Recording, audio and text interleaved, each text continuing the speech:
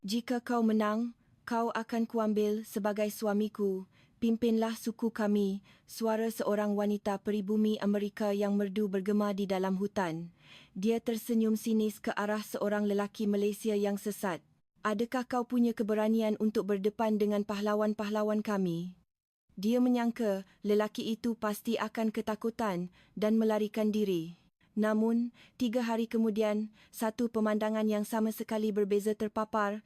Tolonglah, hanya kau yang dapat menyelamatkan suku kami. Tolonglah kami. Dia berkata dengan suara bergetar sambil menitiskan air mata. Pahlawan-pahlawan terhebat suku itu terbaring rebah di tanah sekelilingnya. Apakah sebenarnya yang telah berlaku? Jika anda ingin tahu kisah seorang lelaki Malaysia yang bertemu dengan suku pribumi Amerika yang berdaulat, sila tekan butang langganan. Amirul Haziq tidak pernah menyangka akan terjerumus ke dalam situasi yang begitu aneh. Pada usia 31 tahun, selepas berkhidmat selama 8 tahun dalam grup gerak khas GGK, Angkatan Tentera Malaysia, dia bersara dan memulakan pengembaraan ke Amerika Syarikat untuk mencari hala tuju baru dalam hidupnya. Segalanya mula menjadi kelam kabut apabila GPS-nya gagal berfungsi di dalam hutan tebal di utara negeri New York. Pelik, tadi katanya tapak perkemahan hanya 10 minit dari sini.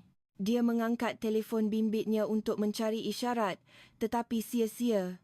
Di dalam hutan itu, tiada langsung jejak peradaban. Sambil menggalas bagnya, dia terus mereda denai hutan, semakin jauh ke dalam. Menjelang petang, dia mula berasa dahaga dan berjalan menuju ke arah bunyi air yang kedengaran dari jauh. Namun, apa yang ditemuinya bukanlah anak sungai kecil, tetapi sebuah batu merah gergasi. Di hadapan batu yang tingginya mungkin mencecah 10 meter itu, tergantung hiasan yang diperbuat daripada bulu-bulu berwarna-warni dan manik. Macam tempat suci, Amirul secara nalurinya merasakan bahawa tempat itu tidak boleh dimasuki sewenang-wenangnya, tetapi sudah terlambat. Seorang lagi pelancong kulit putih, suara dalam bahasa Inggeris dari belakang mengejutkannya. Apabila dia berpaling, seorang wanita peribumi Amerika yang jelita dalam lingkungan usia 27 tahun berdiri bersama 5 wanita lain. Mereka yang memakai pakaian kulit tradisional berhias manik sedang mengisi bakul dengan buah beri. Wanita yang berdiri paling hadapan jelas memancarkan aura keanggunan yang luar biasa.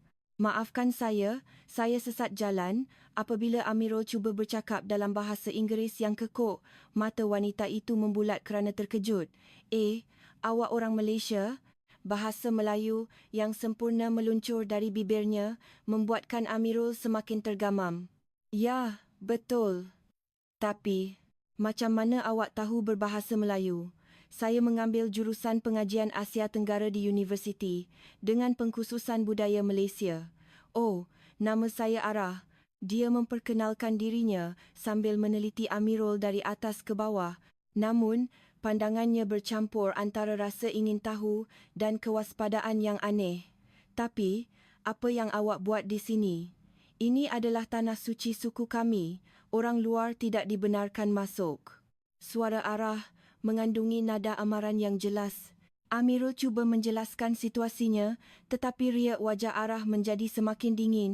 Alasan pelancong sesat lagi, bosannya. Dia berbisik sesuatu dalam bahasa kaumnya kepada rakan-rakannya dan wanita-wanita lain turut tersenyum sinis. Adakah awak fikir kami ini orang primitif? Datang sini hanya untuk ambil gambar dan pulang? Kata-kata Arah dipenuhi dengan rasa tidak percaya yang mendalam terhadap orang luar. Amirul cuba menjelaskan bahawa dia tidak mempunyai prasangka sedemikian, tetapi wanita itu seolah-olah sudah menutup hatinya. Tapi, bagus juga, Arah tiba-tiba ketawa, tetapi tawa itu mengandungi nada mengejek. Saya ingin tahu sejauh mana orang seperti awak tahu tentang suku kami. Adakah awak berani berlawan dengan pahlawan-pahlawan suku kami? Soalan yang tiba-tiba itu membuatkan Amirul terpinga-pinga. Apa maksud awak? Mudah sahaja. Jika kau menang, kau akan kuambil sebagai suamiku. Pimpinlah suku kami.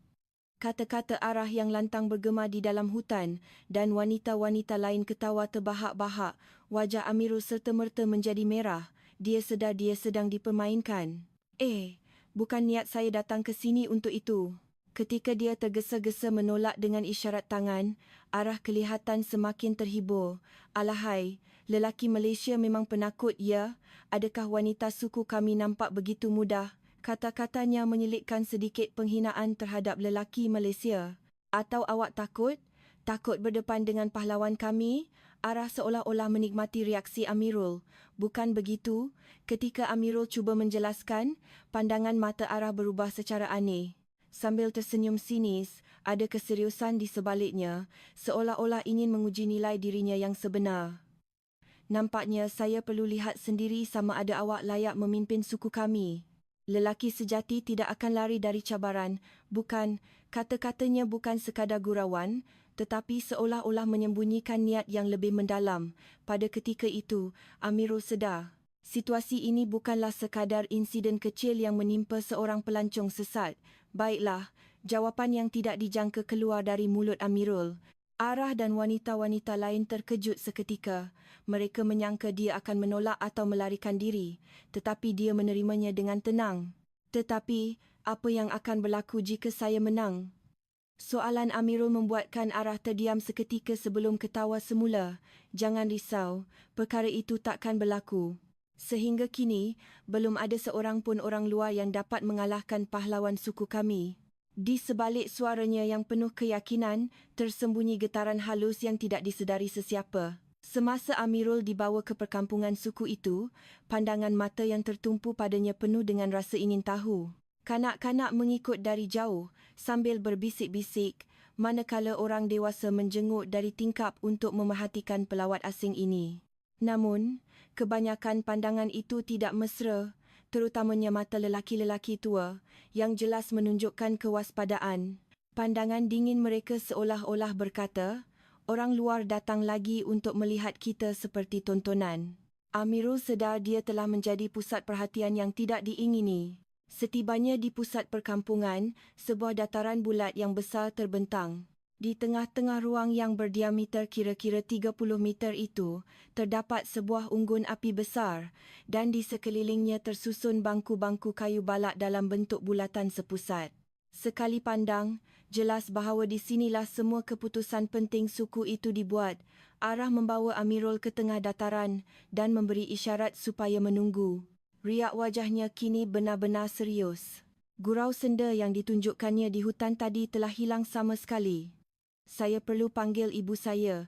Arah memberi arahan kepada salah seorang rakannya dan wanita itu segera berlari pergi. Amirul mula berasa cemas melihat semakin ramai orang berkumpul di sekitar dataran. Hampir semua penduduk kampung, tidak kira tua atau muda, lelaki atau perempuan, telah berkumpul. Apa yang sedang berlaku sebenarnya? Ketika dia sedang tertanya-tanya, seorang wanita muncul dari celah-celah orang ramai dengan langkah yang berwibawa. Wanita yang kelihatan berusia pertengahan 60-an itu jelas sekali merupakan orang yang paling dihormati di situ. Dialah Maya. Sebaik sahaja dia muncul, dataran itu menjadi senyap serta-merta. Riuh rendah suara kanak-kanak dan bisikan orang dewasa terhenti. Maya memakai pakaian tradisional yang dihiasi dengan bulu dan hiasan helang yang menyerlahkan lagi kewibawaannya. Saat dia memandang Amirul, lelaki itu merasakan pandangan yang tajam seolah-olah menembusi jiwanya. Aku dengar seorang luar telah mencemari tanah suci kita. Suara Maya rendah dan serius. Amirul tergesa-gesa cuba menjelaskan, tetapi Maya mengangkat tangannya untuk menghentikannya. Bagi suku Iroquois kami, ada undang-undang yang telah diwarisi lebih 1000 tahun. Apabila orang luar memijak tanah kami tanpa izin, hanya ada 2 jalan. Diiktiraf sebagai pahlawan atau diusir selama-lamanya. Orang ramai di sekeliling mengangguk tanda setuju dengan kata-katanya. Amirul kini sedar bahawa ini bukan ugutan kosong, tetapi benar-benar undang-undang tradisional suku itu. Aku tidak mahu dengar sebarang alasan. Kata-kata Maya yang tegas membuatkan Amirul terdiam. Suku kami adalah masyarakat matriarki. Semua keputusan penting dibuat oleh wanita, Maya menyambung penjelasannya. Terutamanya dalam menentukan nasib orang luar, itu adalah tugas aku sebagai ketua suku. Dia memandang sekeliling untuk mendapatkan persetujuan ahli sukunya. Mulai sekarang, Kau akan melalui 4 ujian. Ujian menjejak, memanah, bertempur dan kebijaksanaan. Setiap kali nama ujian disebut, kedengaran bisikan di kalangan orang ramai. Jelas sekali, semua orang tahu bahawa ujian-ujian itu bukanlah mudah. Arah melangkah ke hadapan untuk memberi penjelasan tambahan. Jika kau berjaya melepasi semua ujian, kami akan mengiktiraf kelayakanmu untuk melindungi suku kami. Pada masa itu, dia teragak-agak seketika sebelum tersenyum penuh makna. Perkahwinan juga boleh dipertimbangkan. Kata-kata itu mengejutkan orang ramai, terutamanya di wajah pahlawan-pahlawan muda. Terpancar perasaan cemburu dan hairan. Arah menyebut tentang perkahwinan dengan orang luar adalah sesuatu yang sangat luar biasa. Amirul kini memahami sepenuhnya keseriusan situasi itu. Ini bukan gurauan atau permainan, tetapi upacara tradisional yang suci bagi suku itu. Dia memandang sekeliling dan melihat berpuluh-puluh pasang mata yang memerhatikannya. Ada yang memandangnya dengan rasa ingin tahu, tetapi kebanyakannya skeptikal dan bermusuhan. Persoalan, mampukah orang luar ini melepasi ujian kita? Tertera di wajah setiap orang. Ujian pertama akan bermula subuh esok. Maya membuat pengumuman terakhir. Dalam ujian menjejak, kau akan berdepan dengan penjejak terhebat suku kami, Shadowfoot. Apabila nama itu disebut, seorang lelaki kurus separuh umur di belakang orang ramai mengangguk. Matanya tajam seperti binatang liar, dan setiap gerakannya menunjukkan pengalaman yang lama. Kalian akan saling memburu di dalam hutan, pertandingan untuk mencari satu sama lain sebelum matahari terbit. Penjelasan Maya membuatkan Amirul berasa gemetar. Namun, ada masalah yang lebih besar. Salah seorang ketua kaum yang berambut putih sedang merenungnya dengan tajam. Pandangannya berbeza daripada yang lain. Seolah-olah dia telah mengesan sesuatu yang istimewa pada diri Amirul. Anak muda itu. Orang tua itu berbisik kepada orang di sebelahnya. Ada sesuatu yang berbeza. Dia nampak bukan seperti orang biasa, tetapi kata-katanya tenggelam dalam bisikan orang ramai dan tidak sampai ke telinga Amirul, tepat ketika Maya hendak mengakhiri upacara itu. Ingat satu perkara, suaranya bergema lagi di dataran. Sehingga kini, belum ada seorang pun orang luar yang berjaya melepasi semua ujian ini, malah separuh pun tidak. Orang ramai mengangguk setuju dengan kata-kata itu. Ini bermakna perkara yang sama pernah berlaku pada masa lalu dan semuanya berakhir dengan kegagalan. Namun, entah kenapa, riak wajah Arah menunjukkan ketegangan yang berbeza daripada sebelumnya. Seolah-olah dia mempunyai firasat bahawa kali ini keputusannya mungkin berbeza. Pukul 5 pagi, dalam kegelapan sebelum matahari terbit, Amirul membuka matanya. Selepas bermalam di sebuah pondok kecil yang disediakan oleh suku itu, dia merasakan badannya sengal-sengal. Dia tidak biasa tidur di atas kulit binatang yang dihamparkan di lantai. Tetapi sekarang, tiada masa untuk memikirkan ketidakselesaan itu. 4 ujian yang akan bermula hari ini akan menentukan nasibnya. Bunyi tapak kaki dari luar pondok membuatnya berasa tegang. Pintu diketuk dan suara Arah kedengaran. Bangun. Ujian pertama akan bermula. Suaranya mengandungi keseriusan yang berbeza daripada semalam. Apabila Amirul membuka pintu, Arah berdiri di situ dengan memakai pakaian memburu tradisional. Pakaian kulit itu dihiasi dengan corak aneh, mungkin simbol suku atau mempunyai makna spiritual. Sudah bersedia? Amirul mengangguk menjawab soalan Arah, tetapi sebenarnya dia langsung tidak bersedia. Dalam perjalanan ke dataran, Arah menjelaskan tentang ujian itu. Ujian menjejak adalah salah satu kemahiran terpenting dalam suku kami. Ia penting semasa memburu dan juga untuk mengelak musuh. Kata-katanya mengesahkan bahawa ujian ini bukan sekadar permainan. Shadowfoot tidak pernah tewas selama 10 tahun.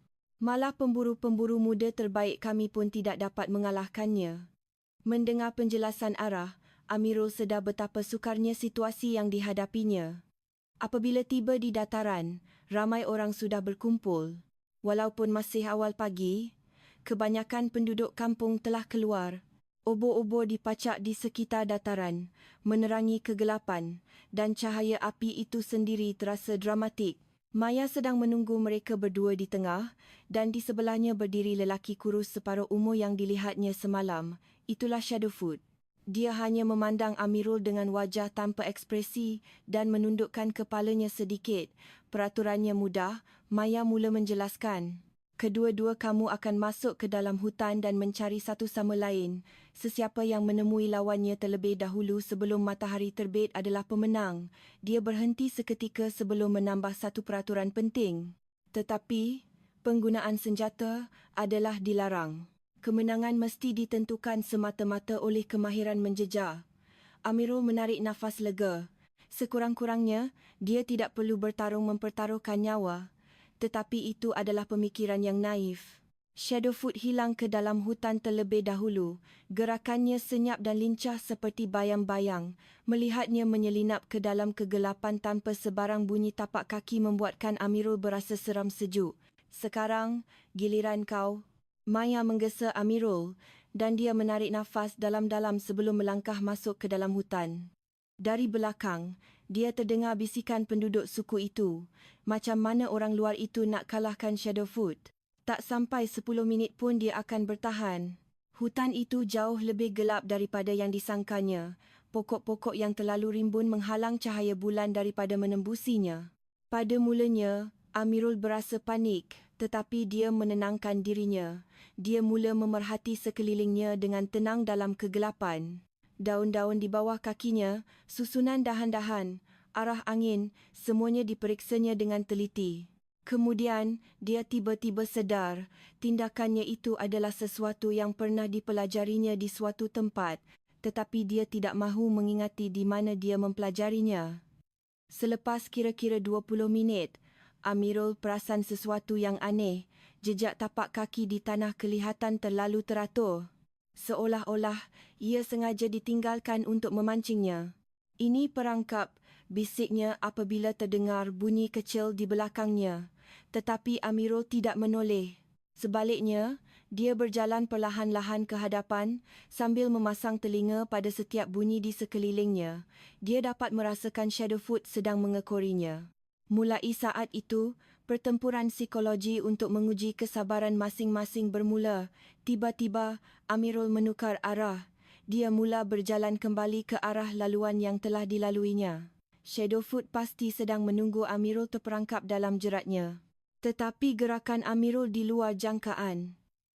Dia mengingati dengan tepat laluan yang telah dilaluinya. Malah dia dapat mengesan jejak yang ditinggalkan oleh Shadowfoot. Sehelai benang kecil yang tersangkut pada dahan, kesan lumut yang sedikit tertekan di tanah, tiada yang terlepas dari pandangannya. Dia sendiri terkejut dengan keupayaan pemerhatiannya. Tepat 30 minit kemudian, Amirul menemui Shadowfoot yang sedang bersembunyi, tidak bergerak di sebalik sebuah batu besar. Shadowfoot sedang menunggu Amirul masuk ke dalam perangkapnya dan terkejut apabila terdengar bunyi tapak kaki menghampirinya dari belakang. Bagaimana? Suara kagum keluar dari mulut Shadowfoot. Dia terkejut kerana Amirul berjaya menjejakinya kembali. Ini adalah sesuatu yang tidak pernah dialaminya selama 20 tahun. Amirul tersenyum tenang sambil melihat Shadowfoot mengangkat tangan sebagai tanda menyerah. Apabila mereka kembali ke dataran, reaksi penduduk suku itu sangat mengejutkan. Semua orang menunjukkan riak tidak percaya apabila mengetahui Shadowfoot telah tewas. Betul ke dia kalahkan Shadowfoot? Macam mana boleh jadi? Bisikan kedengaran di kalangan orang ramai, terutamanya pahlawan-pahlawan muda. Wajah mereka menunjukkan gabungan rasa cemburu dan terkejut. Arah juga begitu. Dia memandang Amirul, cuba berkata sesuatu tetapi terdiam. Jelas sekali dia keliru dengan keputusan yang sama sekali di luar jangkaan. Maya mengumumkan keputusan secara rasmi. Ujian pertama, lulus. Walaupun hanya 2 perkataan, maknanya sangat besar. Tetapi tiada masa untuk bergembira. Kalau begitu, kita akan mulakan ujian kedua. Kata-kata Maya membuatkan Amirul berasa tegang semula. Dia tidak menyangka akan menjalani ujian secara berturut-turut. Ujian memanah. Kau perlu melepaskan 5 anak panah ke sasaran kayu dari jarak 100 meter. Perlu mengenai sasaran untuk lulus. Penjelasan Maya membuatkan wajah Amirul menjadi pucat. Sasaran untuk ujian memanah diletakkan 100 meter jauhnya. Sasaran bulat yang dilukis pada kayu itu berdiameter kira-kira 30 cm. Walaupun boleh dilihat dengan mata kasar, ia adalah jarak yang agak sukar untuk ditembak dengan tepat. Busur dan anak panah yang dibawa oleh penduduk suku diletakkan di hadapan Amirul. Ia adalah busur kayu tradisional tetapi lebih berat dan memerlukan tenaga yang kuat untuk ditarik. 5 kali kena sasaran berturut-turut, bisik Amirul dan kedengaran tawa sinis dari sekeliling. Anak panah pertama yang dilepaskannya tersasar jauh. Ia terpacak pada sebatang pokok jauh dari sasaran. Sudah dijangka, keluhan kecewa kedengaran dari kalangan orang ramai. Anak panah kedua dan ketiga juga begitu. Ia tidak mengenai sasaran langsung dan terpacak di tempat yang salah. Penduduk suku itu kelihatan sudah hilang minat dan mula berbisik sesama sendiri. Nasib baik saja tadi. Menjejak itu mungkin kebetulan. Arah juga tidak dapat menyembunyikan kekecewaannya. Tetapi sebelum melepaskan anak panah keempat, Amirul tiba-tiba mengubah posturnya. Dia menyesuaikan kedudukan kakinya dan cara memegang busur. Dia menarik nafas dalam-dalam, kemudian menghembuskannya perlahan-lahan sambil menarik tali busur. Pandangan matanya tiba-tiba menjadi tajam. Seolah-olah sesuatu yang telah lama terpendam telah bangkit. Anak panah keempat meluncur laju dan terpacak tepat di tengah-tengah sasaran. Orang ramai mengeluarkan bunyi "oh" yang mengagumkan. Anak panah kelima juga begitu. Ia terpacak tepat di tengah-tengah sasaran bersebelahan dengan anak panah keempat. Kini dataran itu menjadi senyap sunyi. Semua orang memandang Amirul dengan riak tidak percaya. "Di mana awak belajar?" Seorang pahlawan muda datang bertanya. "Orang Malaysia pun memanah ke?" Orang lain juga mengerumuninya dengan rasa ingin tahu. Amirul teragak-agak seketika sebelum menjawab dengan samar-samar. "Saya ada belajar sikit di Malaysia." Tetapi di matanya terlintas kenangan yang ingin disembunyikannya. Arah mendekati Amirul, riak wajahnya sama sekali berbeza. Senyuman mengejek pada mulanya telah hilang, digantikan dengan pandangan serius dan penuh tanda tanya. "Awak ni betul-betul pelancong biasa ke?" Soalannya bercampur dengan keraguan. Kemahiran yang ditunjukkan Amirul jauh melebihi tahap orang biasa, tetapi Amirul masih berdiam diri tentang identitinya. Cuma nasib baik, jawapannya yang merendah diri itu menimbulkan lebih banyak persoalan. Pandangan penduduk suku terhadap Amirul, yang telah melepasi 2 ujian, telah berubah sepenuhnya. Rasa sinis dan penghinaan pada mulanya telah hilang, digantikan dengan emosi kompleks yang bercampur antara rasa ingin tahu dan kewaspadaan. Terutamanya pahlawan-pahlawan muda, mereka kelihatan tidak puas hati kerana maruah mereka tercabar. Kehadiran orang asing yang menunjukkan kemahiran yang lebih hebat daripada mereka adalah satu kejutan besar. Maya meneliti Amirul sekali lagi sebelum menunjukkan riak wajah seolah-olah telah membuat keputusan. Ujian ketiga akan dimulakan serta-merta. Pengumuman Maya mengejutkan Amirul. Sudah cukup sukar untuk menjalani ujian berturut-turut dan kini dia perlu bertempur pula. Ujian bertempur adalah untuk melawan 3 pahlawan suku kami secara bergilir. Penjelasannya menyebabkan bisikan di kalangan orang ramai. Ujian bertempur adalah yang paling berbahaya dan paling penting. Ia adalah proses untuk mengesahkan secara langsung kelayakan seseorang sebagai pahlawan yang melindungi suku. Lawan pertama yang tampil ialah seorang pahlawan muda bernama Wolfclaw. Berusia sekitar 25 tahun, dia mempunyai fizikal yang tegap dan pergerakan yang lincah. Seorang pahlawan generasi baru suku itu. Seperti namanya, dia terkenal dengan kepantasan tangan dan kakinya serta sifat yang agresif. Wolfclaw tersenyum yakin sambil memandang Amirul. "Setakat ini awak cuma bernasib baik, tapi bertempur ini lain." Pahlawan-pahlawan muda di sekelilingnya mengangguk setuju. Jelas sekali, ujian bertempur adalah berbeza sama sekali daripada menjejak atau memanah. Peraturan pertempuran agak mudah. Matlamatnya adalah untuk menjatuhkan lawan ke tanah atau membuatnya menyerah di tengah-tengah dataran bulat. Penggunaan senjata dilarang dan serangan maut tidak dibenarkan. Namun, risiko kecederaan tetap ada. Terutamanya jika berhadapan dengan pahlawan berpengalaman seperti Wolfclaw, ia adalah tahap yang sukar ditangani oleh orang biasa. Amirul menyembunyikan rasa gemetarnya dan berhadapan dengan lawannya. Sebaik sahaja pertarungan bermula, Wolfclaw menyerang dengan pantas. Serangannya benar-benar laju dan ganas seperti serigala. Tumbukan dan tendangan datang bertalu-talu dan Amirul hanya mampu mengelak. Orang ramai berpuas hati dengan situasi yang berjalan seperti yang dijangka. Memang bertempur ini lain. Menjejak dan memanah itu cuma helah. Tetapi beberapa pahlawan veteran yang memerhatikan pergerakan mengelak Amirul mula merasakan sesuatu yang aneh. Ketika Wolfclaw melepaskan satu tumbukan cangkuk kanan yang kuat, Amirul tiba-tiba mengubah pergerakannya. Ia bukan sekadar mengelak, tetapi dia cuba menggunakan serangan lawan untuk melakukan serangan balas. Dengan menjadikan sebelah kaki sebagai paksi, dia memusingkan badannya dan melepaskan tendangan pusing yang tepat dengan kaki kirinya. Tendangan itu mengenai tepat di rusuk Wolfclaw, membuatnya hilang keseimbangan dan jatuh terhempas ke tanah. Semuanya berlaku dalam masa beberapa saat sahaja. Dataran itu menjadi senyap serta-merta. Macam mana? Wolfclaw bangun dari tanah dengan riak tidak percaya. Dia sukar menerima hakikat bahawa dia telah ditewaskan dengan satu serangan. Orang ramai juga begitu. Amirul yang jelas tertekan sejak tadi tiba-tiba memenangi pertarungan dengan kemenangan mutlak. Teknik apa tu? Seorang pahlawan veteran berbisik kepada rakannya. Lain sungguh dari seni tempur yang kita tahu.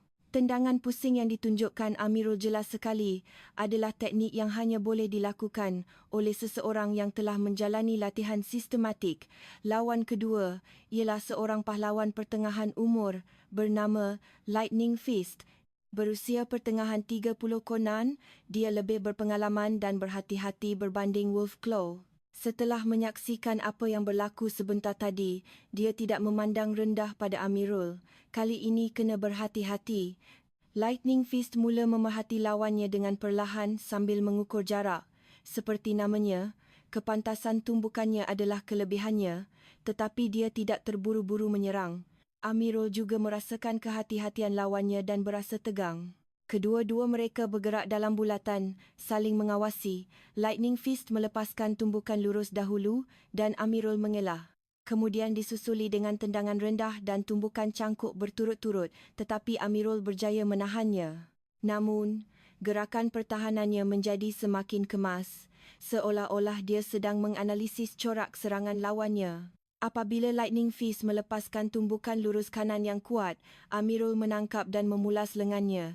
Ia adalah kuncian sendi. Lightning Fist mengerang kesakitan dan melutut di tanah. Kuncian sendi Amirul begitu tepat dan berkesan sehingga tidak memberinya peluang untuk melawan. Aku menyerah, Lightning Fist menjerit pantas dan Amirul segera melepaskannya. Kemenangan kedua. Tetapi kali ini, reaksi orang ramai berbeza. Daripada terkejut, mereka lebih banyak menunjukkan rasa curiga dan waspada kerana teknik itu terlalu sempurna. Tunggu, Maya tiba-tiba mengangkat tangan untuk menghentikan pertarungan. Sebelum lawan ketiga muncul, dia kelihatan seperti perlu membuat keputusan penting. Perlu ada mesyuarat tergempar dengan ketua-ketua wanita. Pengumumannya menyebabkan orang ramai berbisik. Ini adalah sesuatu yang sangat luar biasa. Memanggil mesyuarat di tengah-tengah ujian bermakna ada masalah yang serius. Maya, Arah dan ketua-ketua wanita lain masuk ke sebuah pondok kecil. Lelaki dilarang masuk dan Amirul juga ditinggalkan sendirian di dataran. Penduduk suku memandangnya dari jauh sambil berbisik. Lelaki tu, tak mungkin orang biasa boleh guna teknik macam tu. Jangan-jangan dia tipu kita. Pandangan curiga tertumpu pada Amirul. Dia mula berasa tidak selesa dengan pandangan orang di sekelilingnya. Di dalam pondok, perbincangan hangat sedang berlangsung. Pelik, Ibu, Ara berkata kepada Maya. Katanya pelancong biasa, tapi macam mana orang yang ada kemahiran macam tu boleh sesat? Ketua-ketua lain juga mengangguk. Menjejak tu mungkin boleh diterima, tapi teknik bertempur tu lain macam. Terutamanya kuncian sendi, mustahil tanpa latihan profesional. Keraguan semakin bertukar menjadi kepastian. Maya mengeluh panjang. Orang itu seorang pahlawan dan pahlawan yang handal. Kata-katanya membuatkan semua wanita berasa tegang. Persoalannya, mengapa dia menyembunyikan identitinya? Jika dia hanya pelancong biasa, tiada sebab untuk berbuat demikian. Wajah Arah menunjukkan emosi yang kompleks.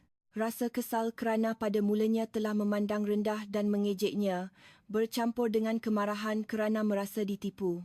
Sementara itu, Amirul yang ditinggalkan sendirian di dataran cuba mengelakkan situasi yang janggal dengan mendekati kanak-kanak suku itu. Pada mulanya mereka berwaspada, tetapi apabila Amirul tersenyum mesra, mereka cepat mesra.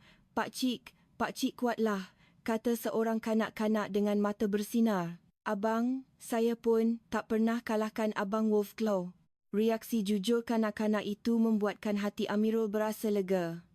Salah seorang kanak-kanak membawa satu set permainan papan. Pakcik, tahu tak main ni? Sebaik sahaja melihat dadu dan papan itu, mata Amirul membulat. Ini macam permainan yang sama di Malaysia. Kata-katanya membuatkan kanak-kanak itu hairan. Betul ke? Macam mana boleh sama? Ini namanya congkak. Amirul mula menjelaskan cara bermain congkak dan peraturannya hampir sama. Orang dewasa di sekeliling juga datang satu persatu, menunjukkan minat terhadap kebetulan yang aneh ini. Pelik sungguh, macam mana boleh ada permainan yang sama di tempat yang begitu jauh? Seorang tua memberitahu fakta yang lebih mengejutkan. Go juga begitu. Dan ada permainan yang serupa dengan catur. Saya dengar itu pun sama dengan yang di negara Asia. Amirul semakin hairan. Terlalu banyak persamaan ini sukar dijelaskan sebagai kebetulan semata-mata. Tetapi masa yang menyeronokkan itu tidak lama. Melihat ketua-ketua wanita keluar dari pondok, Amirul berasa tegang semula. Riak wajah mereka tidak menyenangkan. Terutamanya pandangan mata Arah, ia mengandungi ketajaman yang sama sekali berbeza. Seolah-olah telah menembusi identitinya. Pandangan penuh keraguan. Maya juga begitu. Pandangannya terhadap Amirul bukan lagi sekadar rasa ingin tahu, tetapi kewaspadaan dan niat untuk menyoal siasat.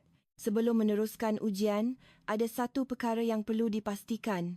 Suara Maya lebih dingin daripada sebelumnya. Amirul merasakan dia berada di persimpangan yang genting.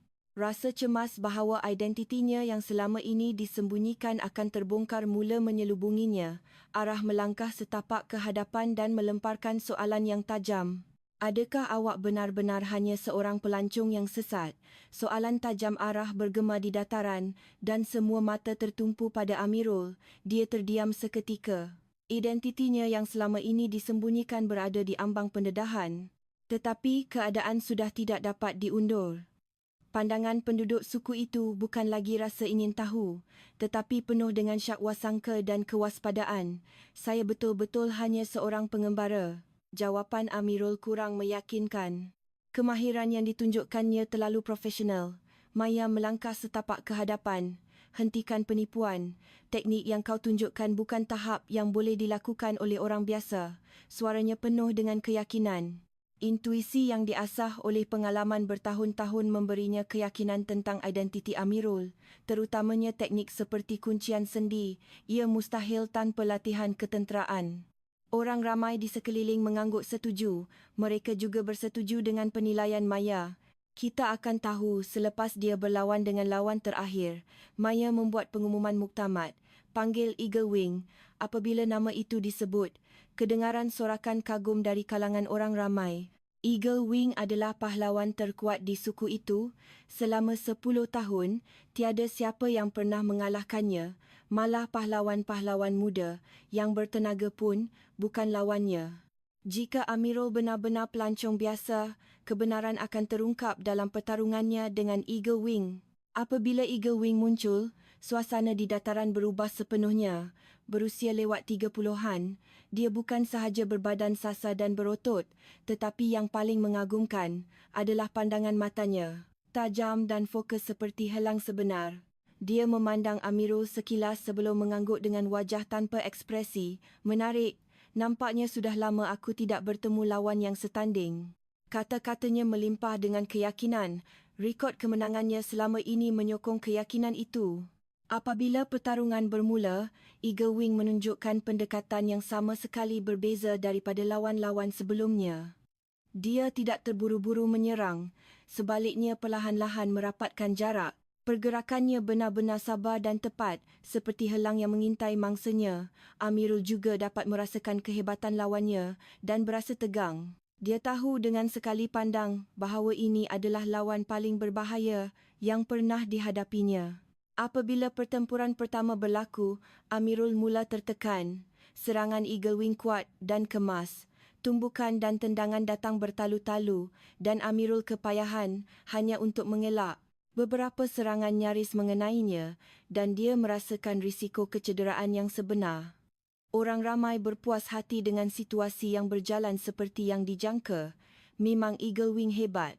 Sekarang akan terdedahlah identiti orang luar tu. Arah juga memerhatikan pertarungan dengan riak wajah yang kompleks. Eagle Wing melepaskan serangan bertubi-tubi dan Amirul hanya mampu menahannya dengan tangan, tetapi impak itu membuatnya terundur beberapa langkah. Ini penamatnya. Eagle Wing berlari untuk melepaskan serangan terakhir. Apabila tumbukan kanannya meluru ke arah wajah Amirul, badannya bertindak balas secara naluri. Tanpa sempat berfikir, badannya bergerak terlebih dahulu. Sambil mengelak tumbukan lawan ke sisi, dia serentak melancarkan serangan balas. Pada ketika itu, pergerakan Amirul berubah sepenuhnya.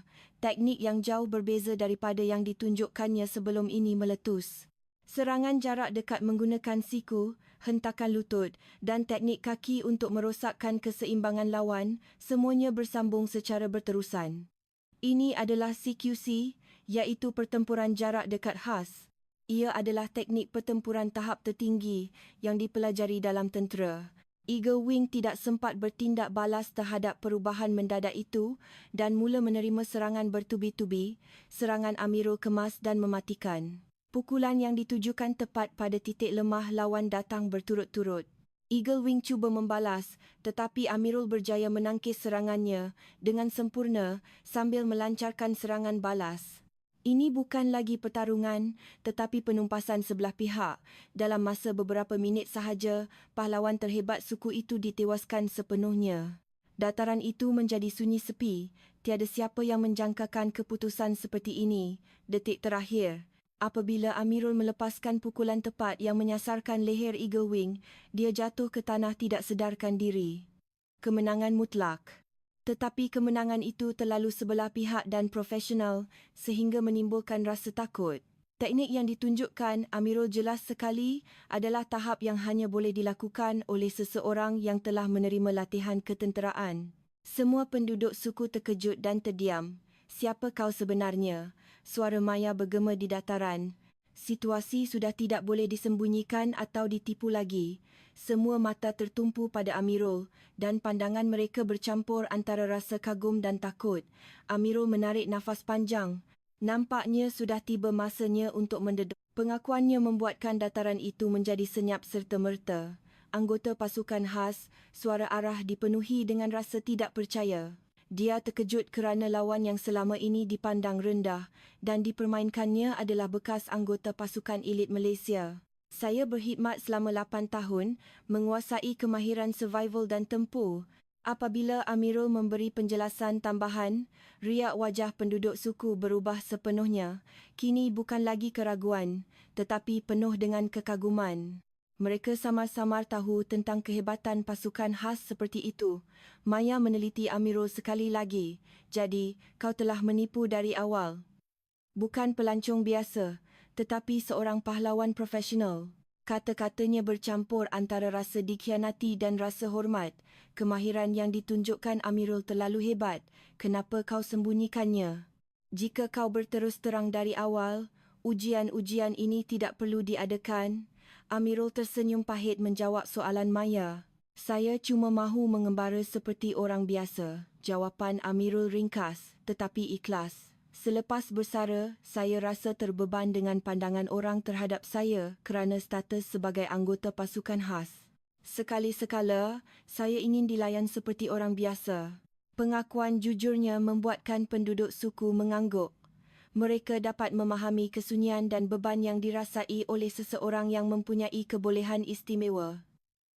Riak wajah Arah juga berubah menjadi kompleks.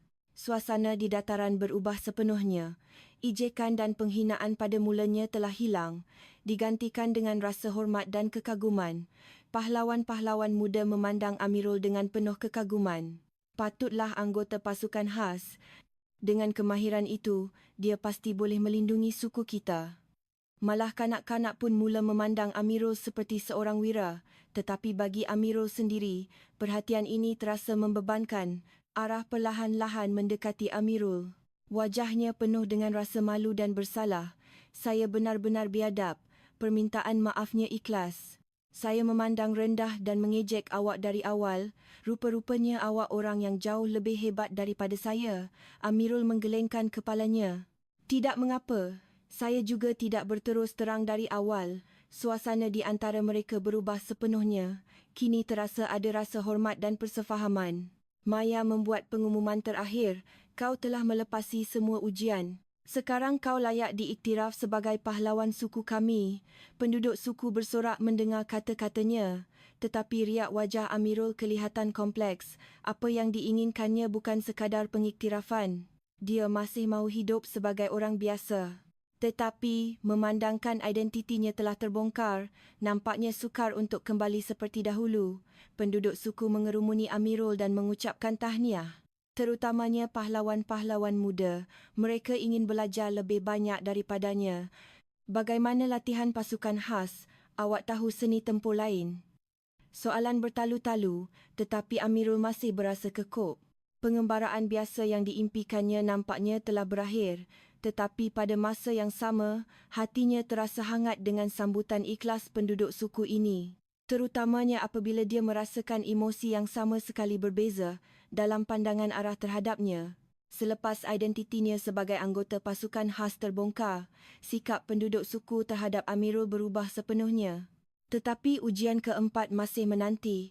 Maya memandang Amirul dengan senyuman penuh makna. Ujian terakhir adalah ujian kebijaksanaan. Kekuatan fizikal sahaja tidak cukup untuk menjadi pemimpin sejati. Penduduk suku mengangguk setuju dengan kata-katanya. Falsafah mereka adalah, sehebat manapun seorang pahlawan, tanpa kebijaksanaan, dia tidak boleh memimpin suku. Amirul merasakan rasa ingin tahu dan sedikit kebimbangan terhadap ujian terakhir ini. Selesaikan masalah terbesar yang sedang dihadapi oleh suku kami sekarang. Apabila penjelasan Maya bermula, suasana di dataran tiba-tiba menjadi berat. Ini adalah masalah yang berbeza sama sekali daripada ujian-ujian sebelumnya. Sebenarnya, suku kami sekarang sedang menghadapi krisis kelangsungan hidup. Pengakuannya mengejutkan, Amirul. Dia tidak pernah menyangka suku yang kelihatan aman damai ini mempunyai masalah yang begitu serius. Wajah penduduk suku juga menjadi muram. Masalah yang selama ini terpendam mula timbul ke permukaan. Maya mula menjelaskan situasi secara terperinci. Sebuah syarikat pembinaan besar di kawasan ini mahu membina sebuah resort berhampiran tanah suci kami. Mereka sudah pun mendapat kebenaran daripada kerajaan. Suaranya dipenuhi dengan keputusasaan yang mendalam. Tanah suci suku itu bukan sekadar tanah, tetapi berkait rapat dengan identiti mereka. Ia juga merupakan tempat persemadian nenek moyang mereka selama beratus-ratus tahun. Kami sedang dalam proses perundangan, tetapi keadaan tidak memihak kepada kami. Pihak lawan mempunyai modal yang besar, manakala kami tidak cukup wang untuk mengupah peguam. Masalah yang lebih serius ialah konflik dalaman suku. Sebahagian penduduk suku kami mendesak agar kami menerima tawaran pemaju. Penjelasan Maya membuatkan Amirul menyedari kerumitan situasi itu. Bukan sahaja ancaman dari luar, tetapi terdapat juga perpecahan pendapat di dalam. Kerana kehidupan yang sukar, semakin ramai yang mahu menerima pampasan dan berpindah ke tempat lain. Generasi muda lebih cenderung mempunyai pemikiran seperti ini. Mereka lebih mengutamakan keuntungan realistik berbanding tradisi. Namun, kami mesti mempertahankan tanah ini. Suara Maya mengandungi keazaman yang teguh. Tetapi kami tidak tahu bagaimana. Dari segi undang-undang dan ekonomi, kami terlalu lemah. Mendengar pengakuannya, Amirul menyedari keseriusan masalah ini. Ini bukan sekadar pertikaian tanah, tetapi masalah kelangsungan hidup sebuah bangsa.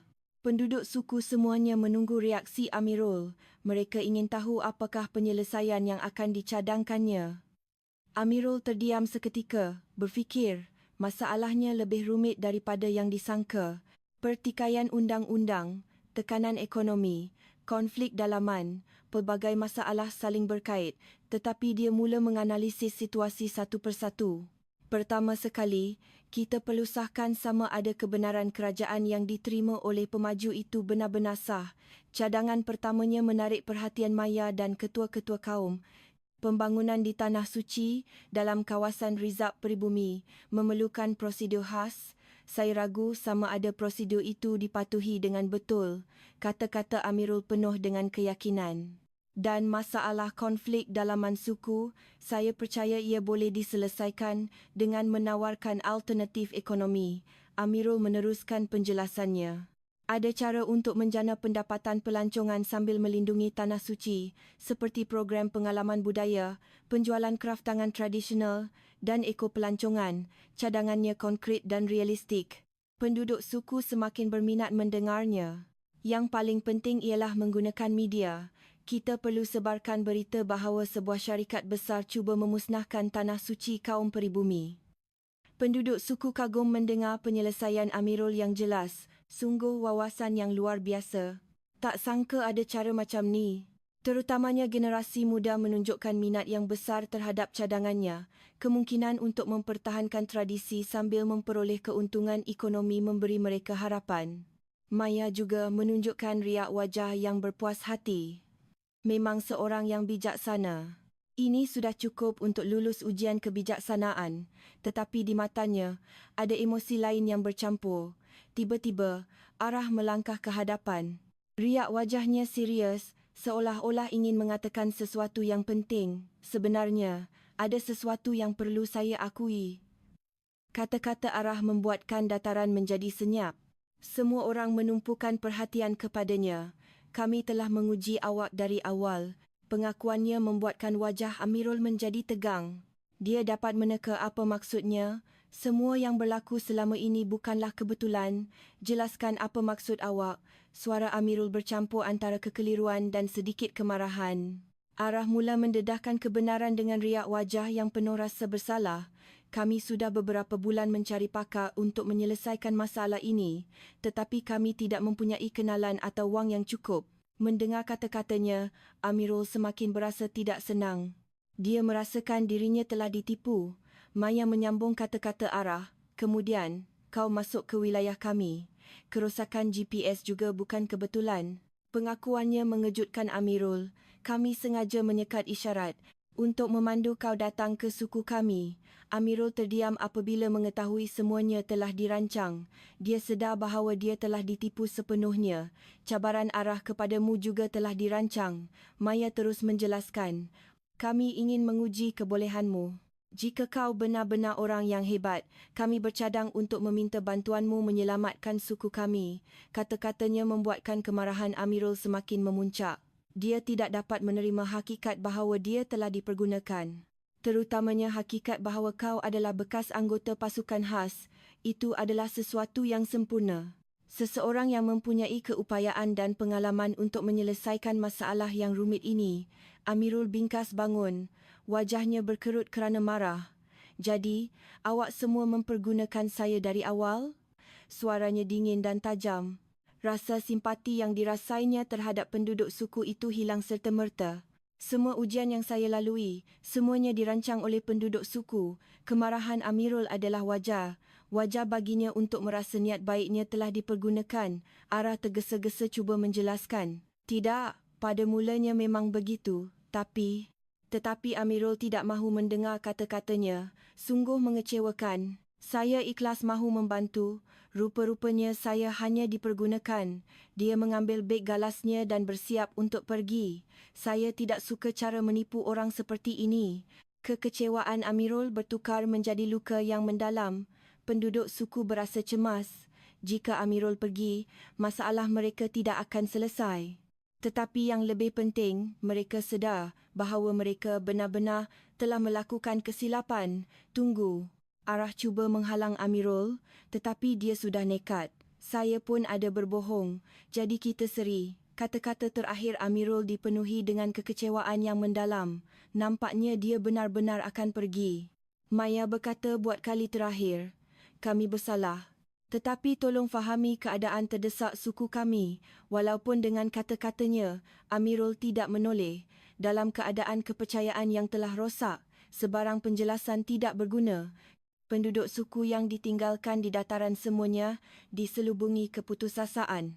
Mereka sedar bahawa rancangan mereka sendiri hampir menyebabkan mereka kehilangan satu-satunya harapan. Air mata mula bergenang di mata Arah kerana rasa bersalah bahawa tindakannya telah merosakkan segalanya. Ketika Amirul hendak meninggalkan dataran, suara Arah yang sebab menahannya, "Tunggu, tolonglah," suaranya bergetar. Berbeza sama sekali dengan sikapnya yang angkuh dan yakin sebelum ini. Kami juga tiada pilihan lain. Pengakuan Arah dipenuhi dengan keputusasaan yang mendalam. Amirul berhenti melangkah, tetapi masih tidak menoleh. Kemarahannya tidak mudah reda. Tetapi di sebalik suara Arah yang merayu, seolah-olah ada kisah lain yang tersembunyi. Arah mula menceritakan masa lalunya dengan suara bergetar. 5 tahun lalu, perkara yang sama berlaku. Ketika itu juga, seorang peguam kulit putih muncul dan menawarkan bantuan.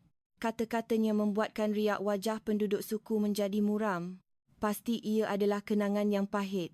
Lelaki itu sangat baik. Dia menawarkan perkhidmatan guaman percuma untuk memperjuangkan hak suku kami. Mata Arah dipenuhi dengan rasa bersalah terhadap dirinya yang naif pada masa itu.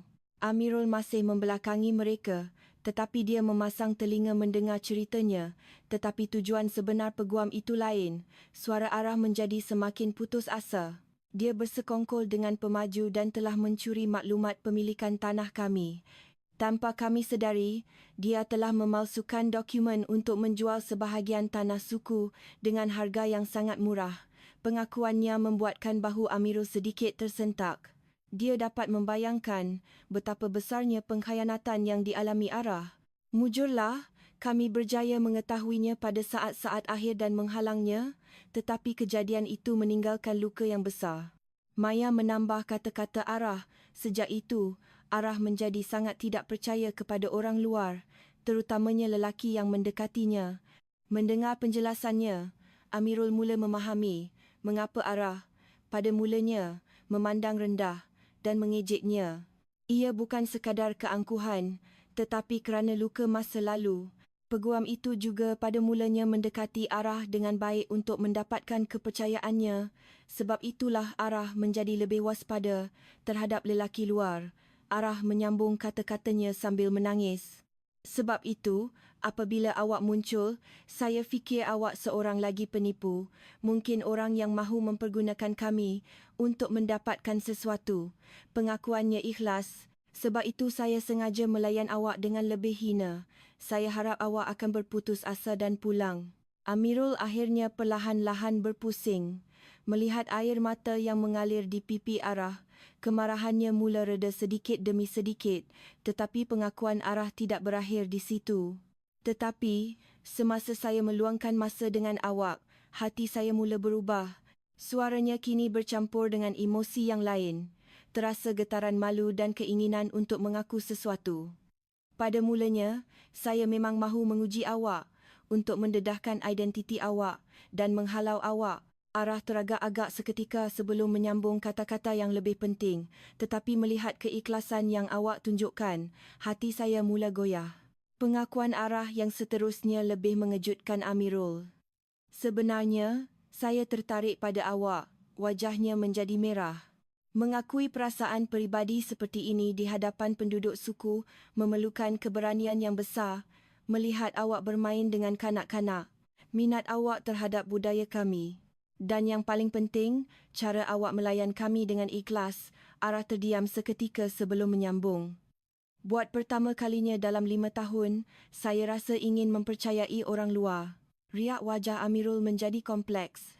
Kemarahan dan rasa dikhianati masih ada, tetapi hatinya mula tersentuh dengan pengakuan jujur Arah. Itu tidak bermakna perbuatan menipu saya boleh dijustifikasikan. Suaranya masih dingin, tetapi lebih lembut daripada sebelumnya. Arah mengangguk. Betul. Tiada alasan. Tetapi pada akhirnya, saya benar-benar ikhlas, kata-katanya dipenuhi dengan rayuan.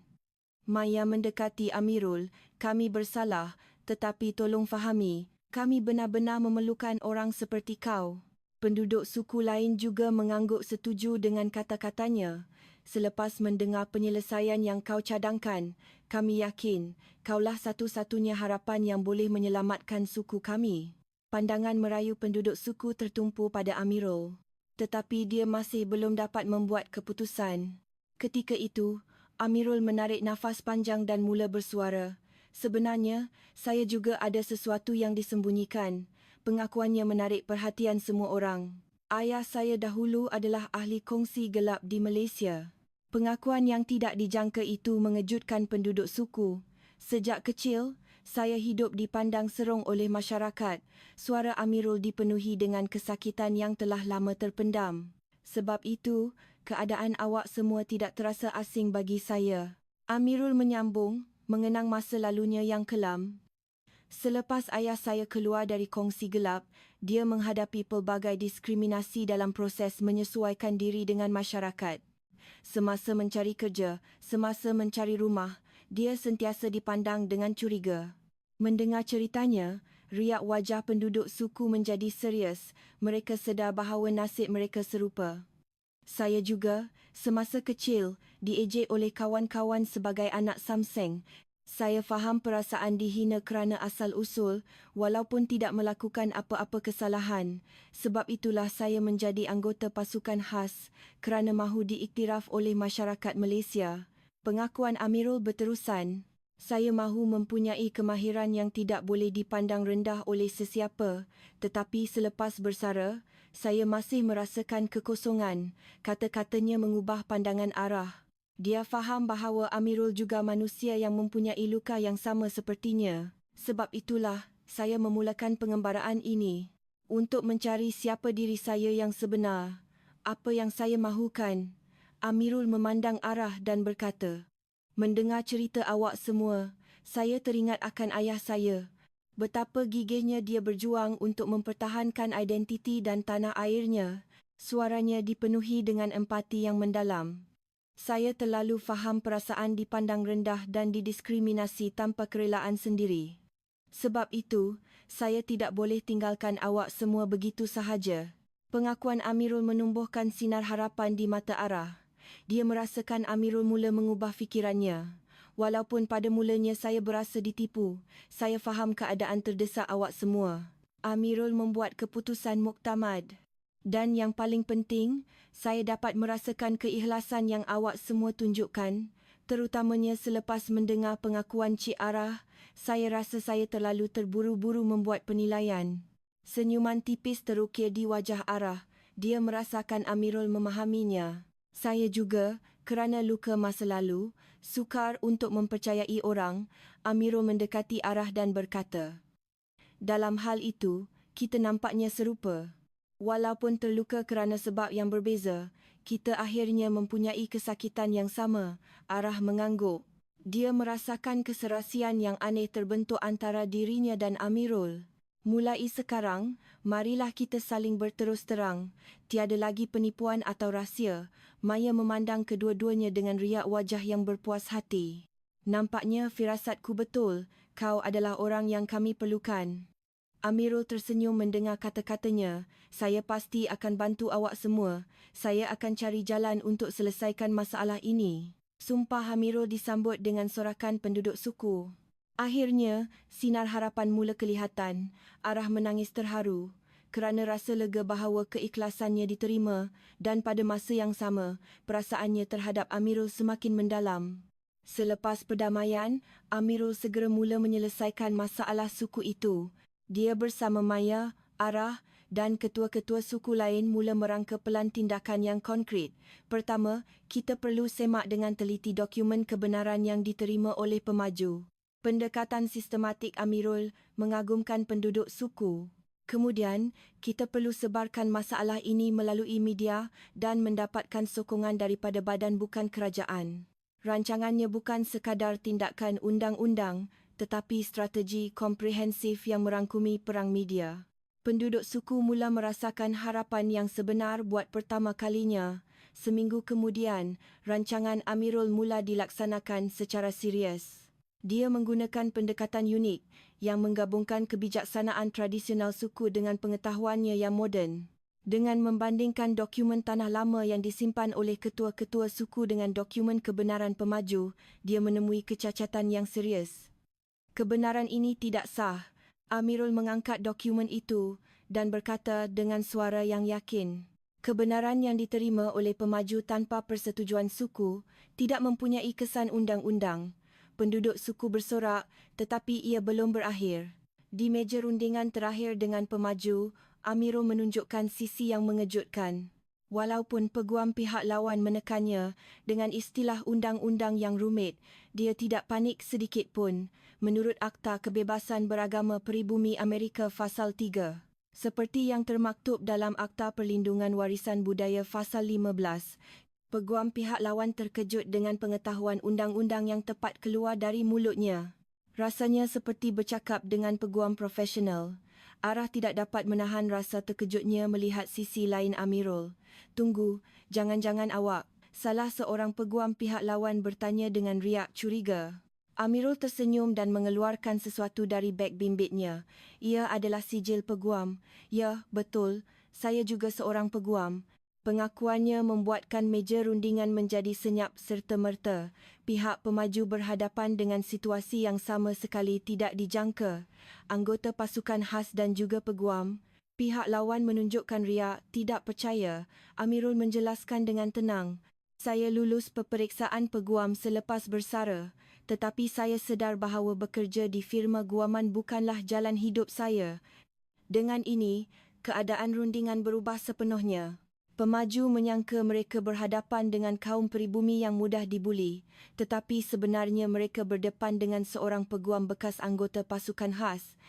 Amirul dengan teliti menunjukkan kecacatan undang-undang pemaju satu persatu. Proses mendapatkan pandangan suku dalam prosedur penilaian alam sekitar telah diabaikan dan kajian penunjuk warisan budaya juga dibuat secara sambil lewa. Hujahannya tepat dan tajam. Yang paling penting, ia melanggar perjanjian pengiktirafan kedaulatan suku peribumi oleh Kerajaan Persekutuan. Peguam-peguam pemaju semakin terdesak. Rundingan berakhir dengan kemenangan mutlak. Pemaju bersetuju untuk menarik balik semua rancangan pembangunan dan membayar pampasan yang besar kepada suku.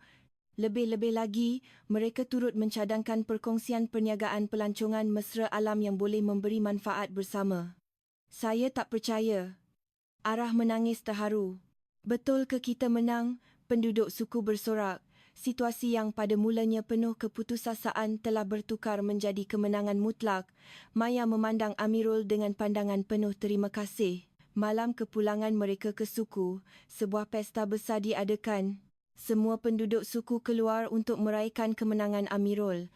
Tarian tradisional dimulakan di sekeliling unggun api besar dan bunyi gendang bergema di langit malam. Sekarang, awak benar-benar telah menjadi penyelamat suku kami. Maya berdiri di hadapan Amirul. Di tangannya, terdapat hiasan bulu helang yang indah. Ini melambangkan penghormatan tertinggi suku kami. Penduduk suku bertepuk tangan menyaksikan upacara itu. Kami mengiktiraf awak sebagai ahli rasmi suku kami. Maya meletakkan bulu helang itu di kepala Amirul. Ini adalah penghormatan tertinggi yang tidak pernah diberikan kepada orang luar. Mulai sekarang, awak adalah saudara dan pelindung kami. Penduduk suku bersorak serentak. Amirul terharu dan tidak terkata. Dia merasakan bahawa rasa kekitaan dan pengiktirafan yang dicarinya selama ini telah ditemui di sini. Perasaan istimewa yang tidak pernah dirasainya sebagai anggota pasukan khas mahupun sebagai peguam. Ketika pesta mencapai kemuncaknya, Arah mendekati Amirul. Dia berpakaian tradisional yang indah dan kelihatan sangat menawan. Kali ini, saya betul-betul nak tanya. Suara Arah bergetar, tetapi getaran itu bukan kerana takut, tetapi kerana debaran. Sudikah awak menjadi sebahagian daripada suku kami? Dan, dia teragak-agak seketika sebelum memberanikan diri. Sudikah awak memulakan hidup baru bersama saya? Lamaran Arah membuatkan penduduk suku menahan nafas, memerhati. Amirul memegang tangan Arah dan tersenyum. Sudah tentu. Di sinilah rumah sebenar yang saya cari selama ini. Jawabannya disambut dengan sorakan gemuruh penduduk suku. Pesta berterusan sehingga subuh dan semua orang tenggelam dalam kebahagiaan. Amirul merasakan ketenangan yang sebenar buat pertama kalinya, tanggungjawab berat sebagai anggota pasukan khas dan kekosongan sebagai peguam, semuanya hilang. Di sini, dia hanyalah Amirul, mencari kebahagiaan biasa bersama orang yang dicintainya. Setahun kemudian, kehidupan Amirul berubah sepenuhnya. Dia berulang-alik antara Malaysia dan Amerika Syarikat, bertindak sebagai penasihat undang-undang suku. Dia juga terlibat dalam aktiviti melindungi hak kaum pribumi lain. Kisah peguam bekas komando GGK Malaysia menyelamatkan suku pribumi Amerika tersebar luas melalui media dan menjadi bualan hangat. Banyak suku pribumi lain meminta bantuannya dan Amirul dengan senang hati membantu mereka. Majlis perkahwinannya dengan Arah juga diadakan dengan meriah. Ia adalah majlis perkahwinan unik yang menggabungkan adat Melayu dan peribumi Amerika, di mana keindahan kedua-dua budaya berpadu dengan harmoni. Di sebuah pejabat guaman kecil di kampung itu, Amirul berhadapan dengan cabaran baru setiap hari, tetapi kini, semua itu terasa bermakna dan memuaskan. Di sisinya sentiasa ada Arah, yang bekerja untuk mempromosikan budaya dan tradisi suku. Walaupun mereka datang dari latar belakang yang berbeza, mereka menjadi pasangan yang sempurna, berkongsi masa lalu yang terluka dan masa depan yang penuh harapan. Apabila senja menjelang, mereka akan duduk bersama di hadapan unggun api, berkongsi cerita tentang hari mereka dan impian masa depan. Sebelum bertemu awak, saya tak tahu siapa diri saya, Amirul berkata kepada Arah. Bukan anggota pasukan khas, bukan juga peguam, tapi di sini, bersama awak, saya telah menemui diri saya yang sebenar. Arah memegang erat tangannya dan menjawab, saya pun sama. Terima kasih kepada awak, saya boleh mempercayai orang semula. Mendengar perbualan mereka, Maya tersenyum puas, hatinya berbunga-bunga kerana rancangannya telah membahagiakan semua orang. Kini, Amirul mempunyai 3 identiti. Anggota pasukan khas Malaysia, peguam Amerika dan ahli suku Iroquois.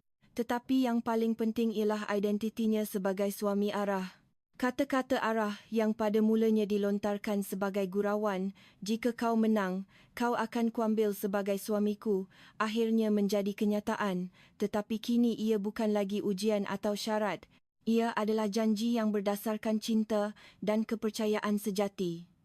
Walaupun mereka datang dari dunia yang berbeza, mereka akhirnya menemui perkara yang paling berharga bersama-sama. Terima kasih kerana menonton video yang panjang hari ini. Sila tinggalkan komen di mana anda menonton video ini. Saya akan menghantar aura kebahagiaan hari ini ke tempat anda. Terima kasih.